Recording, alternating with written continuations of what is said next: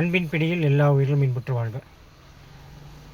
ஈட்டோவின் அரசர்கள், ஏன் அரசர்கள் சொல்கிறோன்னா, காலை உணவை ஒரு அரசனை போல உண்ண வேண்டும் சொல்கிறாங்க. ஒரு அரசனுக்கு தேவையான அனைத்து சத்துக்களும் நிறைந்த உணவுகளை உங்களுக்கு வழங்கி கொண்டிருக்கக்கூடிய முயற்சியிலும் ஈடுபட்டு கொண்டிருக்கின்றோம். பொதுவாகவே எல்லாருக்குமே தோணும், இது என்ன கஞ்சி கொடுக்குறாங்க ஒரு மாதம் அப்படின்னு சொல்லிட்டு. பொதுவாகவே நமது தமிழ் பாரம்பரியத்தில் ஆதியில் இருந்த உணவு பார்த்திங்கன்னா கஞ்சி தான். இப்போ நம்ம அப்போ சாப்பிட்றோமே ஒயிட் ரைஸு, இந்த கோதுமை, இதெல்லாம் இப்போ எப்படி வந்தது? இன்னும் சொல்லப்போனால் சிறுதானியங்கள் தான். சிறுதானியத்திலேயே கஞ்சி மாதிரி ஊற வச்சு அதில் நீராகாரமாக குடித்துவிட்டு உழைத்து அந்த ஆற்றலை முழுமையாக செலவழித்து பிறகு களைப்புடன் வந்து ஆழ்ந்த உறக்கத்திற்கு சென்று மீண்டும் அதிகாலையில் தனது பணியை தொடரக்கூடிய ஒரு சுழற்சியான வாழ்க்கையில் ஈடுபட்டிருந்த தமிழ் பாரம்பரியத்தில் தான் இடையில் புகுத்தப்பட்டதான் நாம் இன்றைக்கி சாப்பிட்ருக்கக்கூடிய ஒயிட் ரைஸ் ஆகட்டும் அல்லது கோதுமை உணவுகள் ஆகட்டும். கிட்டத்தட்ட நீங்கள் ஒரு 10,000 டன் கோதுமையோ அல்லது அரிசியோ விளைவிக்கணும்னா அதுக்கு 10,000 லிட்டர் தண்ணீர் செலவிடப்படுகிறது.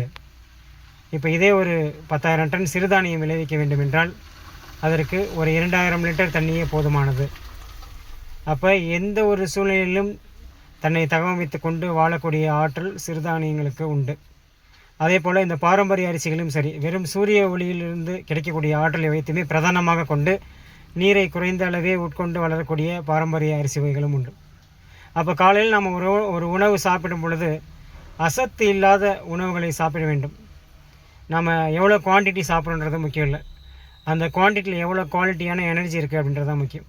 ஸோ அந்த எனர்ஜியை கன்சியூம் பண்ணுறதுக்கு நாம் ஒரு சின்ன வாய்ப்பாக தான் இந்த ஈட்டோ உணவை கொடுக்கின்றோம்.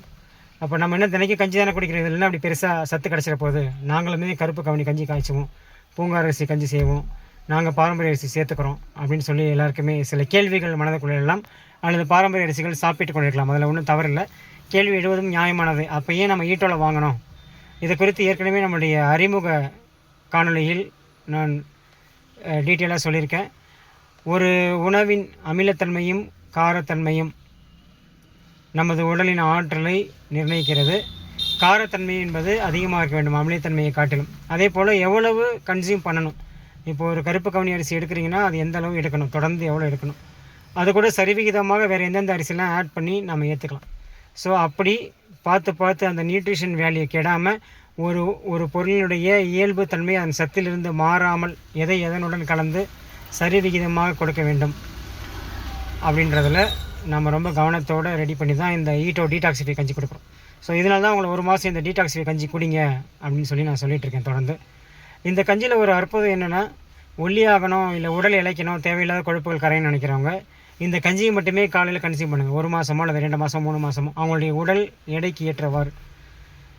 இது கன்சியூம் பண்ணதுக்கப்புறமா இடையில் எதுவுமே சாப்பிடாமல் டைரெக்டாக லஞ்சுக்கு போயிடும். அந்த லஞ்சுமே அதிகமான காய்கறிகள், நார்ச்சத்துக்கள் நிறைந்த காய்கறிகளாக இருக்க வேண்டும். கார்போஹைட்ரேட் கொஞ்சமாக இருக்கக்கூடிய உணவுகளை எடுத்துக்கொள்ள வேண்டும்.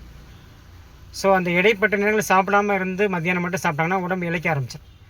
இல்லை நான் உடம்பு கொஞ்சம் ஸ்ட்ரென்த்தாக வேணும், தட் மீன்ஸ் நான் இன்னும் கொஞ்சம் வெயிட் போடணும் அப்படின்னு நீங்கள் நினைக்கிறீங்கன்னா இந்த நமது பாரம்பரிய இந்த டீடாக்சிஃபை கஞ்சி என்று சொல்லக்கூடிய இந்த ஈட்டோ கஞ்சியுடன் இணைத்து உங்களுடைய உணவையும் ஒரு இட்லியாவோ அல்லது வேறு ஏதாவது அடிஷ்னல் ஃபுட்டு, இல்லை உங்களுக்கு இடையில மதியானத்துக்கும் காலையில் சாப்பிட்டு அந்த இடைப்பட்ட டைமில் பசிக்குதுன்னா அதில் பழங்களோ இல்லை வேறு ஏதாவது சத்துப்பானங்களோ அல்லது வால்நட்ஸோ அல்லது ட்ரை ஃப்ரூட்ஸோ ஏதோ ஒன்று எடுத்துக்கலாம். இது உடல் எடை கூடும்.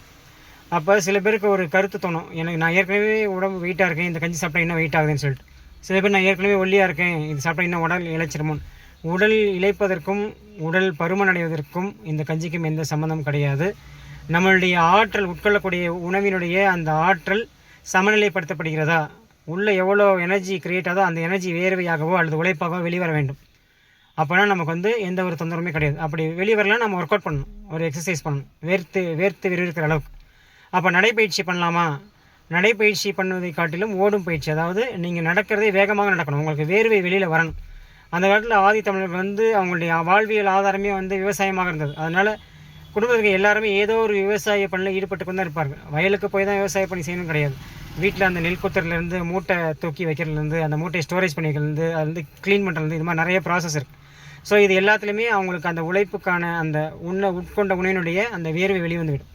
அந்த எனர்ஜி கன்வெர்ட் ஆகிடும். உங்களுக்கு எனர்ஜி வந்து ப்ராப்பராக கன்வெர்ட் ஆகும். அப்போ நோய் இல்லாத சமுதாயமாக இருந்தது. அப்போ இங்கே நம்ம புரிந்து கொள்ள வேண்டியது, முதல்ல நமது பாரம்பரிய உணவை எடுத்துக்கொள்ள வேண்டும். அதிகபட்சம் பாரம்பரிய அரிசியாகவும் சிறுதானிய உணவுகளாகவும் இருக்க வேண்டும். இந்த சிறுதானிய உணவுகளும் சரி, பாரம்பரிய அரிசி உணவுகளும் உங்களுடைய அன்றாட காலையில் உங்களுக்கு உணவில் கொண்டு வந்து கொடுத்துடணும் அப்படின்னு சொல்லிட்டு நம்ம கொடுத்துட்ருக்கோம். இது எல்லாருக்குமே தெரியும். ஸோ இருந்தாலும் ஒரு கிளாரிட்டி கொடுக்கறதுக்காக தான் இந்த வீடியோ. தொடர்ந்து ஈட்டவில் இது போன்ற தகவல்கள் உங்களுக்கு கொடுப்பதற்காக காத்து கொண்டிருக்கின்றோம். அதுவரை இணைந்திருங்கள். அன்பின் பிடியில் எல்லா உயிர்களும் இன்புற்று வாழ்க.